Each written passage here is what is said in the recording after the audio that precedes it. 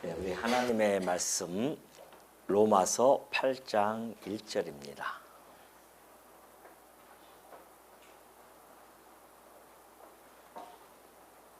로마서 8장 1절 말씀 보시겠습니다.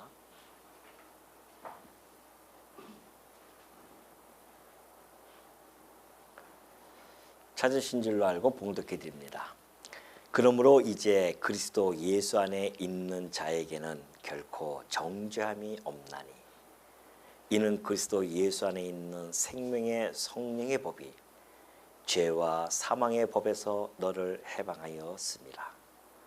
율법이 육신으로 말미암아 연약하여 할 수 없는 그것을 하나님은 하시나니 곧 죄로 말미암아 자기의 아들을 죄 있는 육신의 모양으로 보내어 육신의 죄를 정하사 육신을 따르지 않고 그 영을 따라 행하는 우리에게 율법의 요구가 이루어지게 하려 하심이니라. 육신을 따르는 자는 육신의 일을, 영을 따르는 자는 영의 일을 생각하나니 육신의 생각은 사망이요 영의 생각은 생명과 평안이니라. 육신의 생각은 하나님과 원수가 되나니 이는 하나님의 법에 굴복하지 아니할 뿐 아니라 할 수도 없습니다. 육신에 있는 자들은 하나님을 기쁘시게 할 수 없느니라.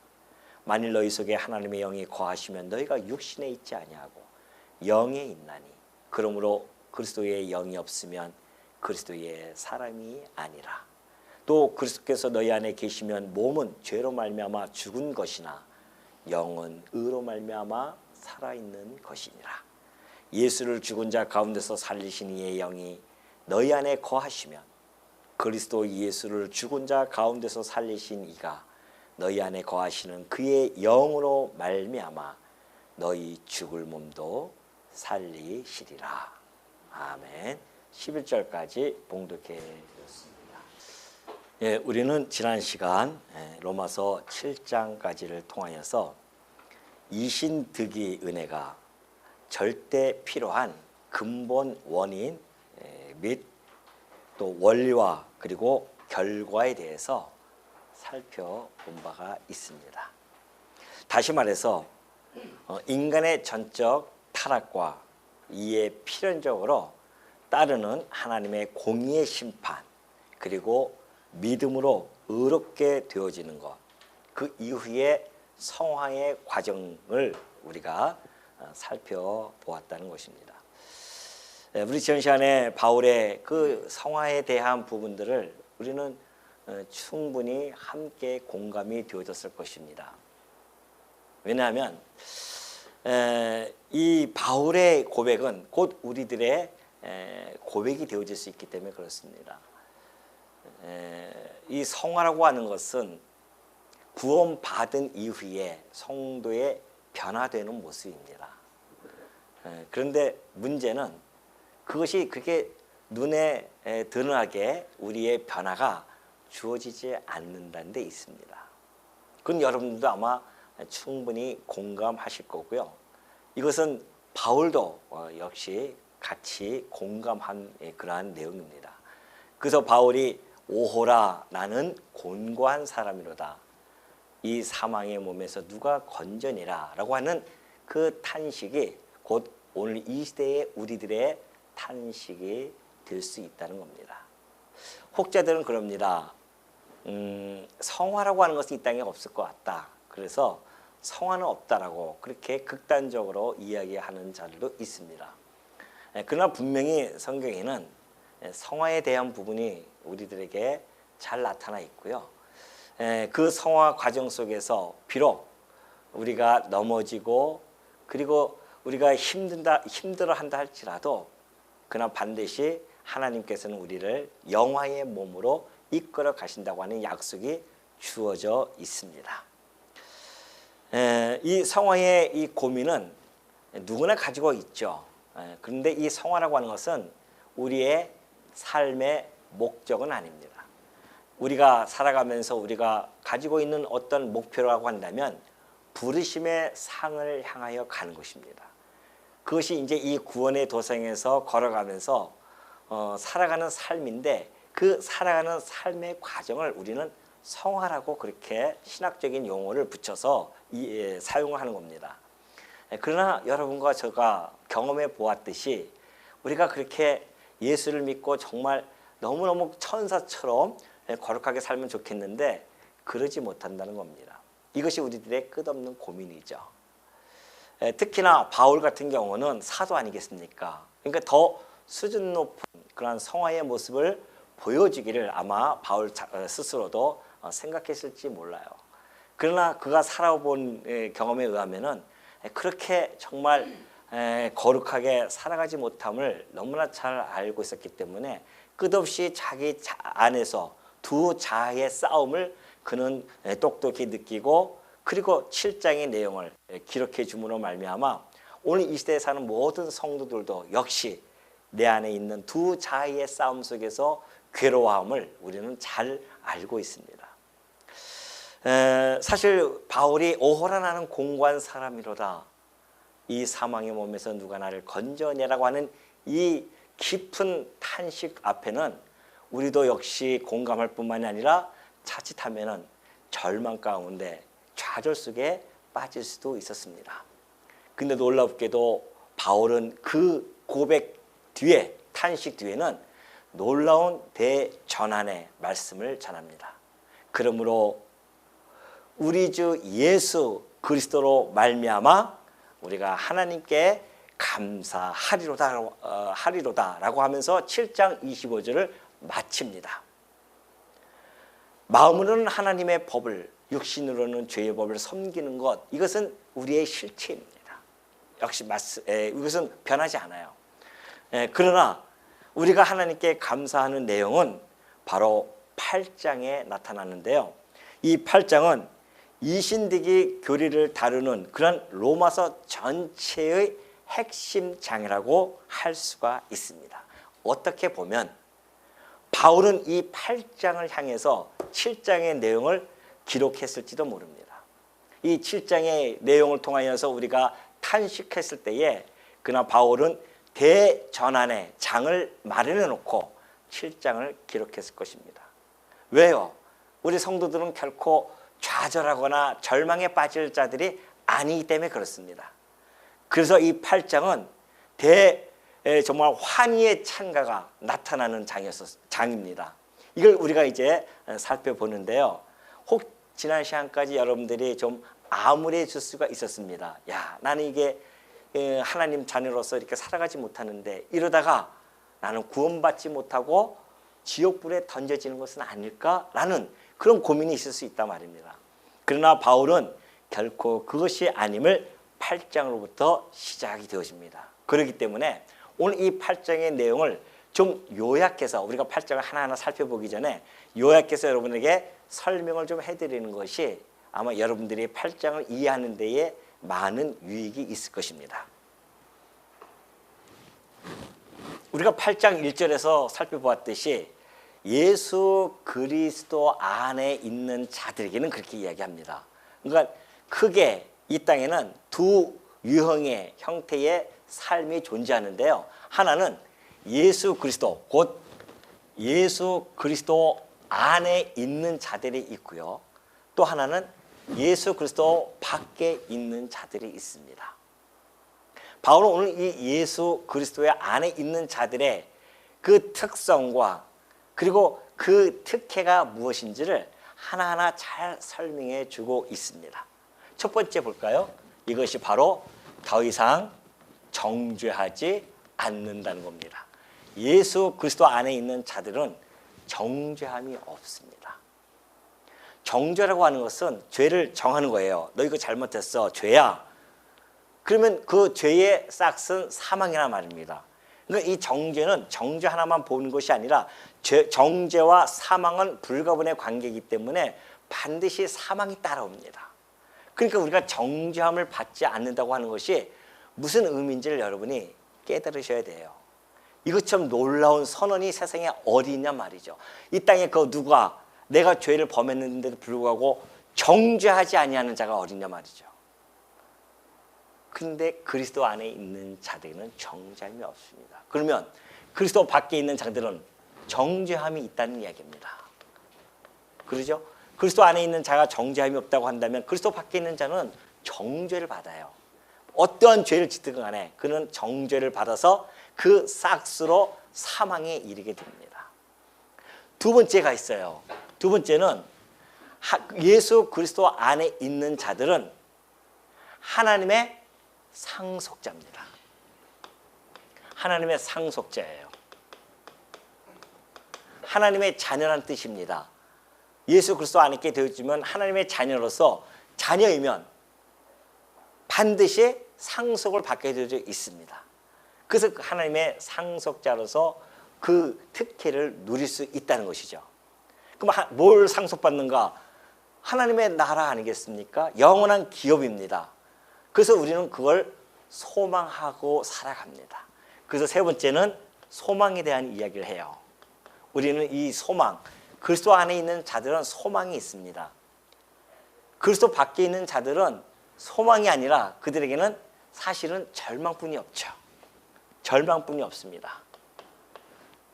우리는 하나님의 상속자인데 여기는 사단의 뭐예요? 사탄의 종이에요. 그냥 종으로 끝납니다. 우리는 이 소망을 가지고 있지만 이들은 절망을 가집니다. 이 그리스도 밖에 있는 자들의 소망은 해 아래서의 소망이에요. 가지고 있어봤자 썩고 쇠하고 없어질 그 소망만을 바라보지만은 우리는 영원한 소망을 가지고 있는 자들입니다. 그 소망의 내용을 바울은 네 번째 가르쳐줍니다. 그것이 바로 우리가 영화롭게 되어지는 겁니다. 영화롭게 되어진다고 하는 것은 우리의 부활이죠. 그리고 영원한 기업, 하나님께서 우리 주시는 그 기업, 상속받을 기업, 이 기업을 받을 때에 이 몸 가지고는 받을 수가 없어요. 부활체, 신령한 몸을 가지고 이 기업의 상속자가 되어질 수 있습니다. 그래서 우리가 영화인이 되어져서 하나님이 주시는 그 상속을 받아서 영원토록 왕노릇하면서 살아갈 자들입니다. 자, 다섯 번째는요. 예수 그리스도 안에 있는 자들은 예수 그리스도의 사랑에서 끊을 자가 없어요.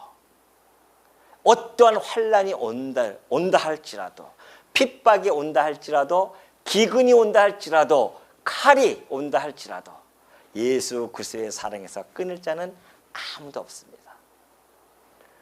그러나 이 예수 그리스도 밖에 있는 자들은 사단의 핍박 속에서 여전히 살아갑니다. 사단의 핍박에서 건져낼 자가 아무도 없어요. 여기 부활, 기업, 영화, 우리 영화를 갖다가 누리고 부활체로 되지만 여기는 심판의 부활이 되어집니다. 우리는 생명의 부활이잖아요. 생명의 부활체로 바뀌지만은 여기 있는 자들은 심판을 받기 위해서 부활체로 바뀝니다. 심판의 부활이라고 합니다. 이것이 예수 그리스도 안에 있는 자들의 특성입니다. 여러분과 제가 누리고 있는 특혜고요. 그러니까 8장의 내용을 바울은 이제 이렇게 전개해 나갈 것인데 7장에 아무랬던 여호라 나는 공고한 자로다. 도대체 이 사망의 몸에서 누가 나를 건져내랴. 그리고 나서 뭐라고 합니까? 주 예수로 말미암아, 예수 그리스도로 말미암아 뭐예요? 하나님께 감사하려다 나온 겁니다. 비록 우리가 이 땅에 살아가면서 성화 과정 속에서 이리 치이고 저리 치이고 넘어지고 또 넘어진다 할지라도요. 그러나 우리에게는 여전히 뭐가 있다? 예수 그리스도 안에 있기 때문에 이런 엄청난 우리 하나님의 자녀로서의 이 권세가 우리들에겐 주어져 있다는 겁니다. 바울은 오히려 이 8장을 준비해 놓고 7장을 기록했다는 겁니다. 그러니까 우리가 7장에 갔을 때는 너무 괴로웠잖아요. 맞아. 나는 하나님의 자녀 같지가 않아. 어떻게 보면은. 난 이렇게 살다가 결국 나가 진짜 죽는, 이게 지옥 가면 어떡하지? 이런 고민 속에 있었던 우리들에게 소망의 이 메시지를 8장에서 던져줍니다. 예수 그리스도 안에 있는 자들은 이러한 자들입니다. 여러분과 제가 바로 이러한 자들이에요. 그런데 우리가 이 땅에 살아가면서 좀 성화 과정 속에서 좀 우리가 못한다 할지라도요, 걱정하지 말라는 겁니다. 좌절할 필요 없다는 거예요. 그것 때문에 너무 죄책감을 가질 필요는 전혀 없습니다. 그러면 이제 8장 1절부터 한번 보면 오늘 아마 이 정죄에 대한 부분을 좀 살펴보고자 합니다. 그러므로 이제 그리스도 예수 안에 있는 자기는 결코 정죄함이 없나니 그렇게 이야기합니다. 여전히 우리는 죄 때문에 갈등을 빚게 되지만은 하나님께 감사할 것은 이제 그리스도 예수 안에 있는 성도들에게는 결코 정죄하지 않으신다는 겁니다. 이것이 뭐라고요? 하나님의 자녀의 권세입니다. 영접하는 자, 곧 뭐예요? 그 이름을 믿는 자들에게는 하나님의 자녀가 되는 뭘 줘요? 권세를 주십니다. 그 권세 안에는 우리가 혹 이 땅에 살아가면서 범죄한다 할지라도 결코 하나님께서 우리에게 죄를 묻지 않으십니다. 이것이 예수 그리스도 안에 있는 자와 예수 그리스도 밖에 있는 자의 가장 큰 그리고 절대적인 이것이 차이점입니다. 하나님의 이 두려움, 무서운 이 공의의 심판, 정죄 이것이 결코 이 그리스도 안에 있는 자들에게는 주어지지 않는다는 것이죠. 왜 그럴까요? 물론 2절에서 잘 설명해 줍니다. 그러나 우리는 이 갈라디아서 3장 13절 통해서 다시 한번 좀 깊이 묵상할 필요가 있습니다. 그리스도께서 우리를 위하여 저주를 받은 바 되사 율법의 저주에서 우리를 속량하셨으니 기록된 바 나무에 달린 자마다 저주 아래에 있는 자라 하였습니다. 우리가 정죄를 받지 않은 이유가 우리를 위하여 저주를 대신 받으셨다는 겁니다. 정죄를 받는 것은 저주받는다는 뜻입니다. 근데 우리가 이 정죄를 받지 않도록 하는 것은 우리 대신 그냥 공짜로 우리가 정죄함을 안 받는 것이 아니라 그 뒤에는 배경에는 어마어마한 대가가 있었다는 겁니다. 그것이 바로 우리 주 그리스도께서 우리를 위하여 저주를 대신 받으셨어요. 그래서 우리를 속량하신 겁니다. 어디에서? 율법의 저주에서. 율법의 저주가 뭡니까? 율법은 규범을 갖다 댑니다. 그래서 우리에게 정죄를 하는 거예요. 그래서 정죄 기능이 있습니다. 율법에는. 율법 앞에 가면 우리는 다 죄인이에요. 그런데 율법의 이 요구를, 이 저주에서 우리를 속량하시기 위하여 대신 저주를 받았어요. 자, 율법은 우리를 정죄하고 사망으로 끌고 가요. 이거 저주 아닙니까? 그런데 그 율법의 저주에서 우리를 속량했다고 하는 것은 대신 우리 주님이 정죄를 받으시고 이 저주를 받으셨기 때문에 우리는 이제 더 이상 정죄함을 받지 않는다는 겁니다. 우리 주님이 다 받으셨기 때문에. 이것이 복음이에요. 그러면 신났다 이제는. 정죄함을 받지 않는다고 한다면 우리는 아무렇게나 살아도 상관이 없겠네요.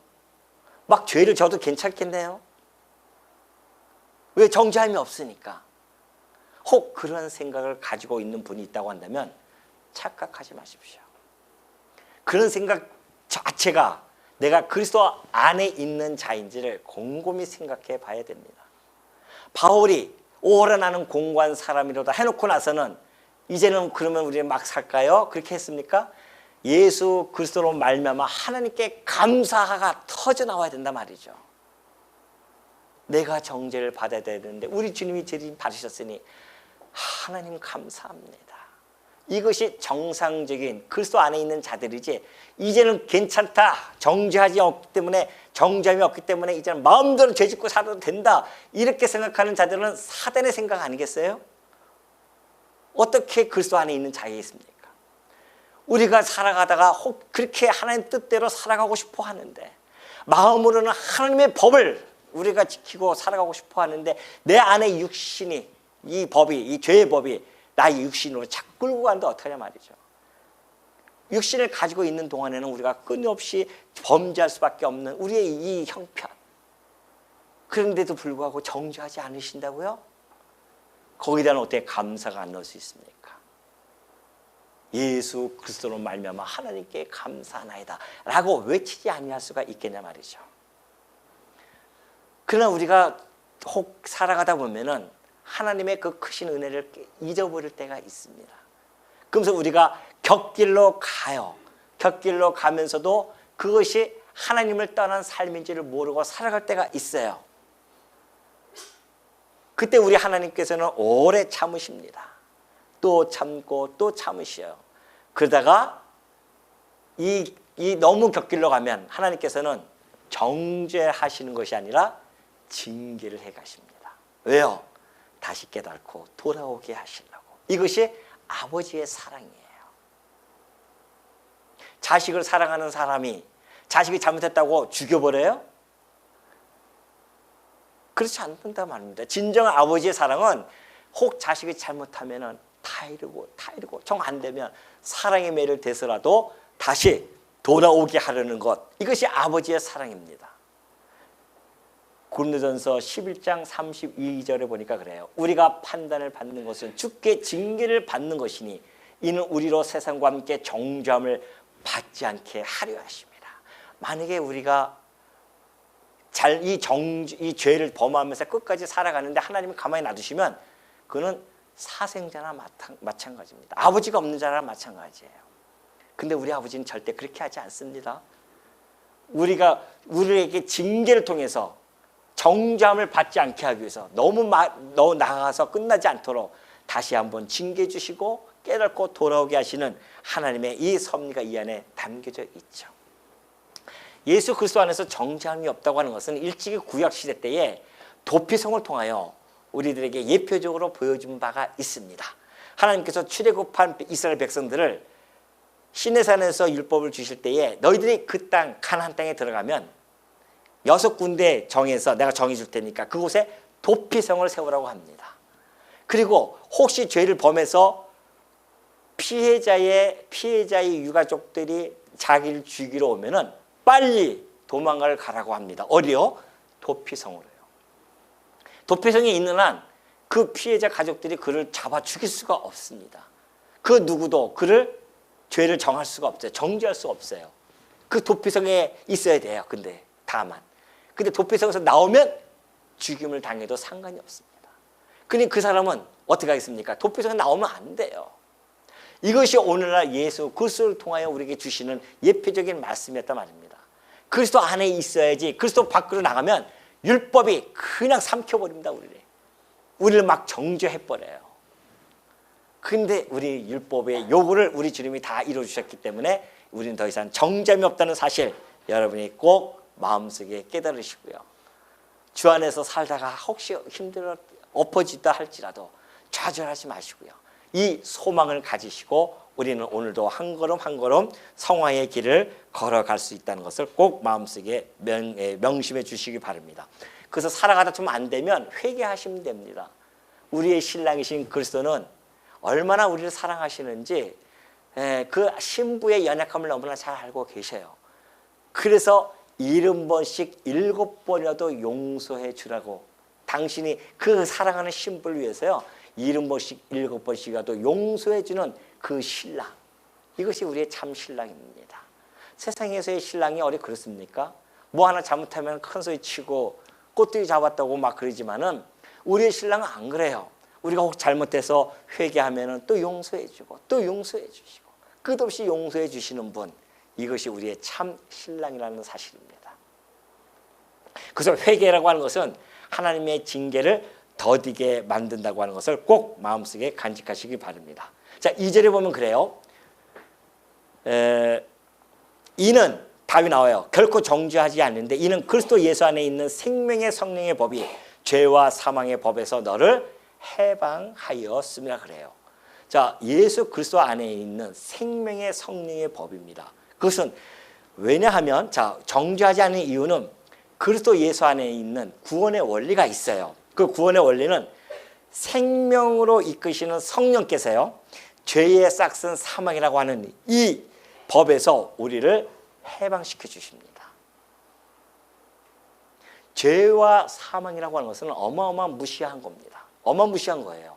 거기서 우리는 건져냄을 받을 수가 없는 존재들입니다. 그런데 예수 그리스도 안에는요 생명의 성령의 법이 있습니다. 살리는 생명의 그러한 법이 있어요. 왜냐하면 우리 주님은 길이요 진리요 생명이시기 때문에 그렇습니다. 그래서 예수 그리스도 안에 있는 자기는 생명을 공급받는 겁니다. 근데 그 일을 누가 하시는가? 성령께서 해 가십니다. 우리에게 살리는 그 일, 우리를 중생케 하는 일, 또한 거룩하게 서로 성화의 길로 가게 하시는 일들, 이 모든 일들이 성령께서 해 나가신다는 것이죠. 그 성령께서 죄와 사망의 법에서 너를 해방시켜 준다는 겁니다. 죄와 이 사망의 법에서 성령께서 우리를 건져내 주신다는 것이죠. 어떻게 그렇게 할 수 있는가? 죄와 사망의 법보다 더 강력한 것은요, 바로 생명의 성령의 법입니다. 반드시 그리스도 안에 있는 자들에게는요, 사망이 생명에게 삼킨 바 되어집니다. 결코 어둠은 빛을 이길 수 없어요. 빛이 어둠을 삼키듯이 생명이 이 사망을 삼켜버립니다. 그것이 바로 우리 주 예수 그리스도를 통해요 역사적으로 증명이 되어졌습니다.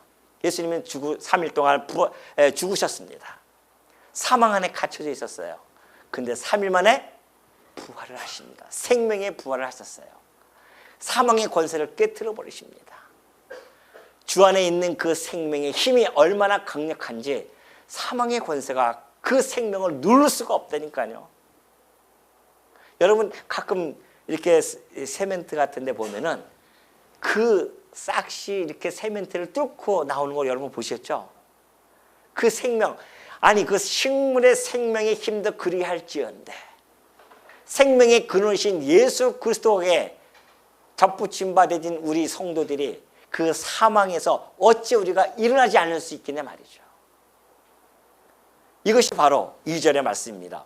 생명의 성령의 법이 죄와 사망의 법에서 너를 해방하였습니다. 율법이 육신으로 말미암아 연약하여 할 수 없는 그것을 하나님은 하시나니 곧 죄로 말미암아 자기 아들을 죄 있는 육신의 모양으로 보내어 육신의 죄를 정하사 육신을 따르지 않고 그 영을 따라 행하는 우리에게 율법의 요구가 이루어지게 하려 하심이니라. 자, 율법은 의롭고 선하고 거룩한 겁니다. 근데 그것이 연약해요. 연약해서 우리 육신으로 말미암아 연약해서 그것을 할 수가 없습니다. 왜? 이 율법은요, 하나님께서 율법을 주신 것은 원래는 그것을 다 잘 지키면 의롭게 되어질 수가 있습니다. 근데 문제는 그것을 지켜야 할 인간들이 어떻게 해요? 약하다 말입니다. 그러니까 날마다 범죄하고 살아갈 수밖에 없어요. 그 앞에서. 그러니까 그 율법 앞에 가면은 한없이 초라해지는 것이 우리 인간들의 모습입니다. 그러니까 율법은 우리를 의롭게 해주고 싶은데 안 돼요. 왜? 우리 이 대상이 너무나 이것이 이 죄된 본성 속에서 살아가기 때문에 그렇다는 것입니다.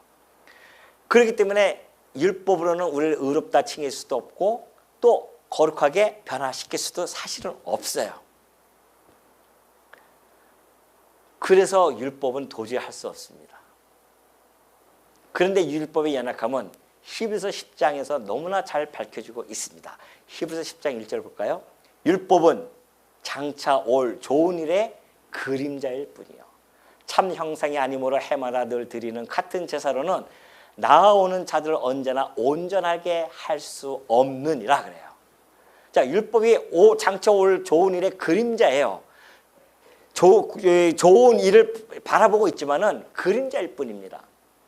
참 형상이 아닙니다. 그래서 해마다 늘 드리는 같은 제사로는 나아오는 자들 언제나 온전하게 할 수 없는 연약함을 가지고 있습니다. 그렇지 않으면 섬기는 자들이 단번에 정결하게 되어 다시 죄를 깨닫는 일이 없으리니 어찌 제사 드리는 일을 그치지 아니하였으리요. 그러나 이 제사들에게는 해마다 죄를 기억하게 하는 것이 있나니 이는 황소와 염소의 피가 능히 죄를 없이 하지 못함이니라. 자, 율법이라고 하는 것은 누누이 말씀드리지만 크게 사죄 기능이 있습니다. 사죄 기능 순서가 바뀌지만은 하나는 정죄 기능이에요. 그래서 계명과 그리고 이 율례를 통해서 정죄를 합니다. 정죄를 해요. 근데 이 정죄만 한번 끝나면 큰일 나잖아요. 하나님께서 사죄의 기능을 규례를 주십니다. 그래서 제사를 통해서 그 죄를 용서함을 받게 해요. 율법이 만약에 연약하지 않고 강했다고 한다면 정죄를 받는 자들이 와서 사죄하면 그걸로 끝나면 되잖아요. 안 그래요. 해마다 드려야 되고 날마다 드려야 됩니다. 왜? 인간들이 죄가 오늘 짓고 내일 안 지면 좋은데 내일 또 짓고 모레 또 짓고 그때마다 짐승의 피를 가지고 와서 제사를 드리게 되어지는데 사죄를 받는단 말입니다. 그 율법이 만약에 온전한 것이라고 한다면 단 한 번에 그냥 제사로 끝내버리면 좋겠는데 안 그래요. 계속 가져와야 돼요. 짐승을 가져야 된단 말입니다. 그러니까 율법으로는 우리의 죄를 온전하게 해소시킬 수가 없다는 겁니다. 그 이야기입니다. 제가 율법이 연약해요. 그래서 우리를 갖다가 온전하게 해줄 수 없습니다. 그런데 하나님은 하실 수 있다는 겁니다. 하나님은 하시나니 그러잖아요. 하나님은 하시나니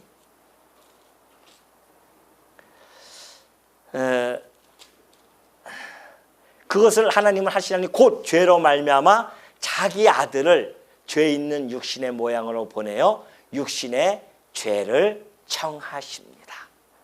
하나님의 아들이에요. 자, 왜 하나님의 아들을 보내야 되는가? 짐승은 안 됩니다. 그러면 우리 인간 중에 정말 성자 같은 사람이 와서 하면 될까요? 안 돼요. 성자도. 베드로가 피를 토하듯이 이야기했던 것이 뭡니까? 천하 인간 중에 구원받을 만한 이름을 우리에게 주신 적이 없어요. 다른 이름 주시지 않습니다. 공제의 이름도 부처의 이름도 소크라테스 이름도 안 돼요.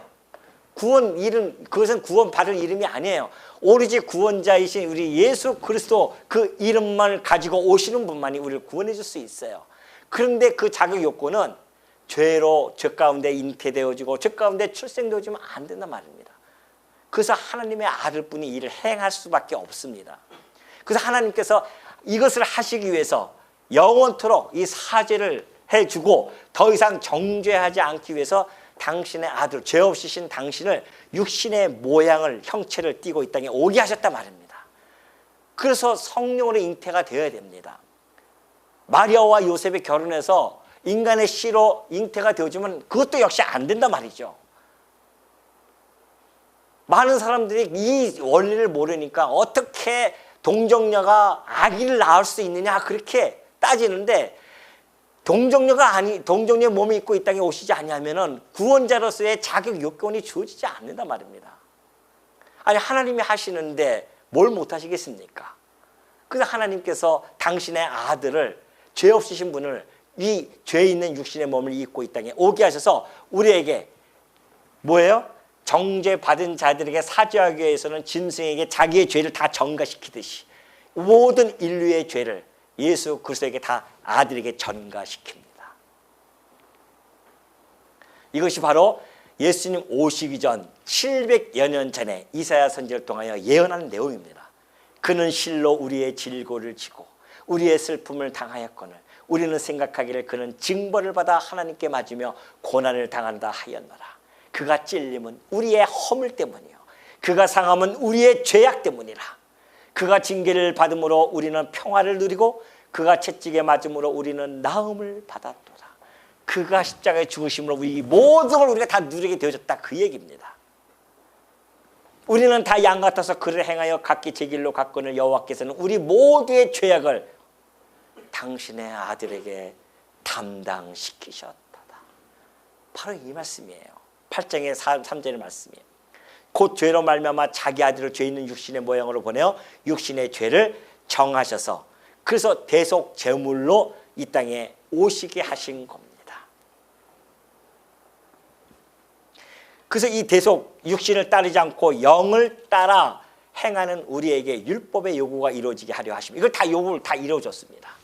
정죄, 사죄 이것뿐만이 아니에요. 그래서 우리를 의롭다 칭해 주시고 뿐만이 아니라 우리를 거룩하게 성화시키고 영화롭게 하는 이 모든 일들 이것이 우리 주님이 이 땅에 오신 대속제물의 목적으로서 이 땅에 오신 겁니다. 우리가 그걸 좀 누리고 있는 거예요. 이거 다 누리고 있는 겁니다. 예수 그리스도의 그 십자가 사건을 통해서 누리고 있는 것이다. 그러면서 5절 보면 그래요. 육신을 따르는 자는 육신의 일을, 영을 따르는 자는 영의 일을 생각하나니 육신의 생각은 사망이요 영의 생각은 생명과 평안이니라. 여기서 이제 두 유형이 아주 뚜렷하게 나타납니다. 두 유형의 삶이 나타나게 되어지죠. 성령을 죄와 사망의 법으로부터 해방되어지는 것은 성령을 통하여서만이 가능한 일입니다. 그래서 이제 성령을 쫓아 살아가는 사람들이 있고요. 아직도 여전히 육신을 쫓아서 살아가는 사람들이 있습니다. 그럼 육신을 따르는 자들은 육신의 일을 생각해요. 영을 따르는 자들은 영의 일을 생각하죠. 육신의 생각은 사망일 수밖에 없습니다. 왜요? 육신의 생각은 이거예요. 아, 내가 잘 우리가 이 종교, 인간들이 만든 종교, 철학, 그리고 어떤 수행, 내가 지금 올라가서 산에 위에 올라가서 30년 동안 면벽 수행을 하면서 내가 이렇게 죄를 짓지 않고 살아간다 하면 나는 반드시 구원받을 수 있을 거야? 이게 다 뭐예요? 육신의 일을 생각하는 자들입니다. 육신을 따르는 자들이에요. 자기의 의로 의롭다고 할 수 있고 자기의 공로로 의롭다 할 수 있는 것들이죠. 그러니까 예수님이 오셔서 너희는 다 죄인이야. 너는 율법으로는 의롭게 되어질 수 없어 라고 선포했던 우리 주님을 유대인들이 십자가 못 박아 죽입니다. 왜? 우리가 의롭게 되어질 수 있는데, 율법만 잘 지키면 의롭게 되어질 수 있는데 왜 와가지고 넌 딴소리 하느냐? 그거 아니겠어요? 안 된단 말입니다. 그런 생각들, 또 육신을 따르는 자들이라는 것은 인간 이 본성에 의해서 지배되는 삶을 살아가는 자들을 이야기합니다. 그들은 결국 이들이에요.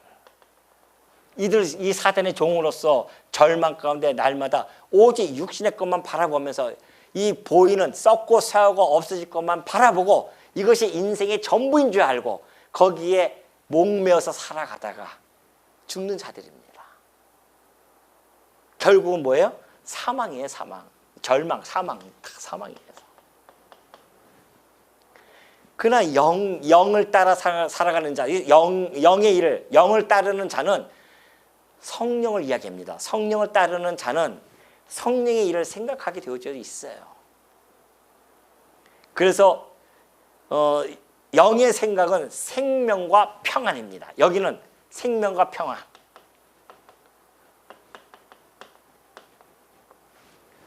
성령을 쫓아서 살아가는 자들, 성령 안에 살아가는 자들은 생명, 아까 얘기했듯이 생명, 그리고 내 마음속에 참 평안을 누리게 되죠.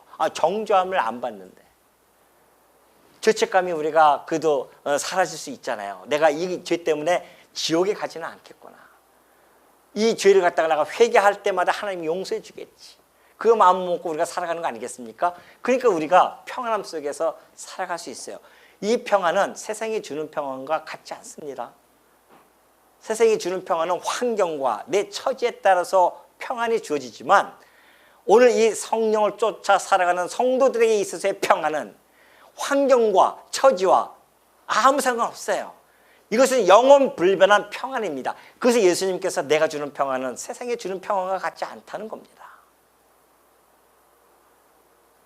여기서의 평안은 해 아래서의 평안이지만은 이 평안은 해 위의 평안이에요. 해 아래서의 평안을 함께 내재하고,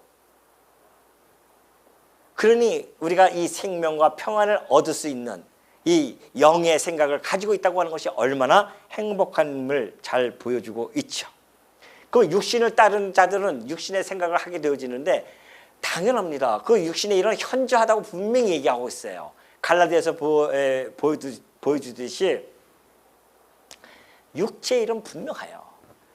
곧 음행과 더러운 것과 호색, 우상숭배, 주술, 원수 맺는 것, 분쟁과 시기, 분냄, 당짓는 것, 분열, 이단, 투기, 술취함, 방탕함, 그와 같은 것들, 이런 것들은 하나님 나라를 유업을 받지 못하는, 하나님 나라에 갈 수 없는 것들입니다. 그리고 또 하나는 성령을 쫓아 행하는 것은 뭡니까? 오직 성령의 열매는 사랑과 희락과 화평과 오래 참음과 자비와 양성과 충성과 온유와 절제니 이 같은 것을 금지할 법이 없느니라. 자, 육신을 쫓아서 살아가는 자는 육신의 일만 늘 생각해요. 아까 얘기했듯이 그런 것들만 생각하고 살아갑니다. 그러나 성령을 쫓아 살아가는 사람들은 혹 그 일에 빠져 있다가 할지라도 곧바로 회개하고 돌아옵니다. 아, 이게 아니지. 그러면서 성령의 생각을 하는데 사랑하는 것, 희락과 화평과 어떻게 하면 우리가 화평을 이루고 그리고 오래 참음, 자비를 베푸는 것, 양선, 충성들 이런 것들을 늘 생각하면서 살아가죠. 그러니 생명과 평안을 얻을 수밖에 없는 거 아니겠습니까? 그 7절을 보면 그래요. 육신의 생각은 하나님과 원수가 되나니 이는 하나님의 법에 굴복하지 아니할 뿐 아니라 할 수도 없습니다. 육신에 있는 자들은 하나님을 기쁘시게 할 수 없느니라. 당연하죠. 육신의 생각이 사망일 수밖에 없는 이 필연적인 이유가 바로 여기에 있습니다. 인간이 전적으로 부패되어졌고 전적으로 무능하기 때문에 하나님의 법을 굴복하지도 않고요, 따르지도 않고 하나님과 원수가 되어질 수밖에 없습니다. 자, 하나님의 법은 믿음으로 말미암아 내가 구원에 이르게 해줄게 했는데 인간들은 아니에요. 우리는 우리의 공로로 의롭게 되어지고 싶습니다. 이런단 말입니다. 하나님의 법을 따르지 않으려고 해요. 또 굴복할 수도 없습니다. 자기가 하고 싶었을 때 생각도 안 들죠. 그건 아무나 하는 것이 아니라는 겁니다. 놀랍게도. 이것이 바로 9절에부터 나타나는 이야기입니다. 말씀입니다. 자, 만일 너희 속에 하나님의 영이 거하시면 너희가 육신에 있지 아니하고 영에 있나니 누구든지 그리스도의 영이 없으면 그리스도의 사람이 아니니라 그래요. 하나님의 영이 거하시면요, 우리가 육신에 있지 않아요. 하나님의 영이 거하면 여기 안에 있는 겁니다. 예수 그리스도 안에 있는 거죠. 예, 그리스도의 영이 있으니까. 그러나 하나님의 영이 없는 자들은 육신 안에 있는 자들입니다. 그러니까 그리스도의 영이 없으면 그리스도의 사람이 아니에요. 근데 여러분들 지금 그리스도의 영이 있습니까? 있습니까? 있는 걸 어떻게 증명하시냐면요, 고린도전서 1장 12장 3절에 잘 나타나 있어요. 그러므로 내가 너희에게 알리노니 하나님의 영으로 말하는 자는 누구든지 예수를 저주할 자라 하지 아니합니다. 또 성령으로 아니하고는 누구든지 예수를 주라고 할 수 없습니다. 오늘 여러분들은 예수를 주라고 고백하신 분들입니다. 믿습니까? 맞습니까? 예, 맞아요. 그러니까 그러면 이것이 왜 그렇게 여러분이 아멘 소리가 나옵니까? 여러분 안에 하나님의 영, 진리의 영, 성령이 함께하고 계신다는 증거입니다. 가가지고서는 아마 이런 얘기해도요, 세상 사람들은 안 믿어요. 뭔 소리야? 아이, 그거 쓸데없는 소리 한다고. 아, 들으려고도 안 합니다. 왜 그럴까요? 그 안에 진리의 영이신 그리스도의 영이 없기 때문에 그래요. 그러니까 하나님의 말씀을 굴복하지 않아요. 굴복할 수도 없어요. 하나님의 영이 없는데 어떻게 그걸 굴복당합니까? 우리는 굴복당한 자들입니다. 하나님의 영이 우리로 하여금 굴복시킨 거예요. 그러니까 하나님의 말씀이 들어온 거예요.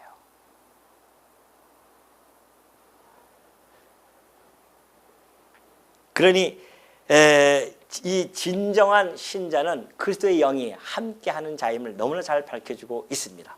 그러면서 10절에 보면 그래. 또 그리스도께서 너희 안에 계시면 몸은 죄로 말미암아 죽은 것이나 영은 의로 말미암아 살아있는 것이니라. 예수를 죽은 자 가운데서 살리신 이의 영이 너희 안에 거하시면 그리스도 예수를 죽은 자 가운데서 살리신 이가 너희 안에 거하시는 그의 영으로 말미암아 너희 죽을 몸도 어떻게 해요? 살리시리라.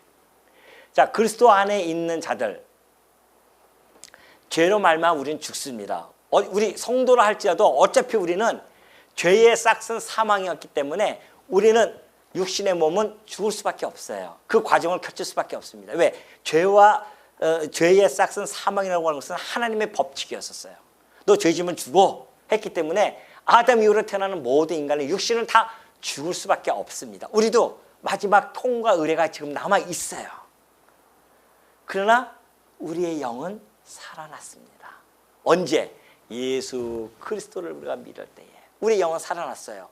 다시 말해서 우리는 죽은 상태, 허물과 죄로 죽은 상태로 이 땅에 태어납니다.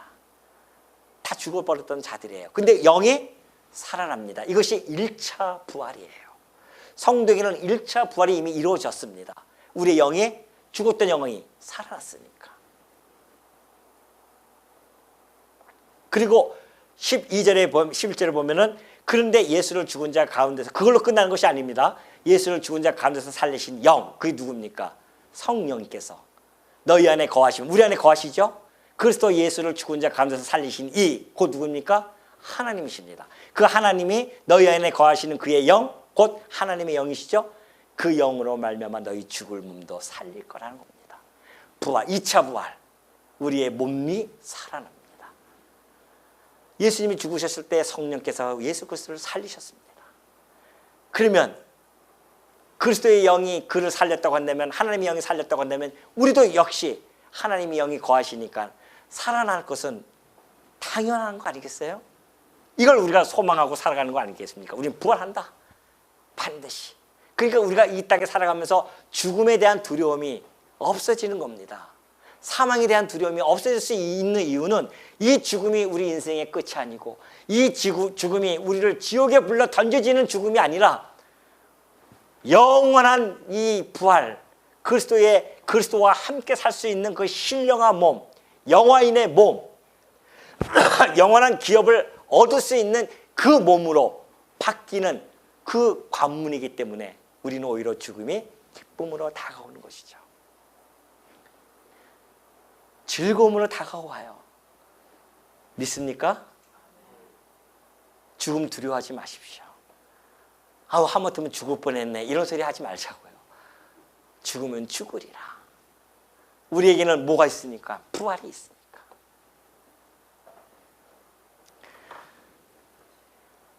이것이 진정한 의미입니다. 구원의 의미는 여기까지 가야 돼요.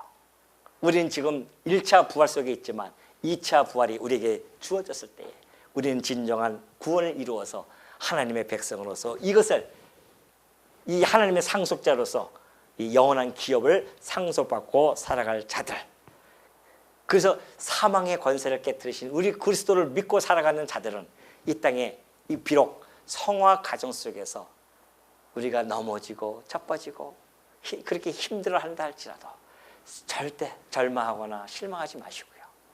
우리에게는 이 어마어마한 하나님의 자녀의 권세가 있음을 여러분 마음속에 간직하시고 이 어둠의 세계에서 승리하시면서 살아가는 주의 종들이 되시기를 당부드립니다.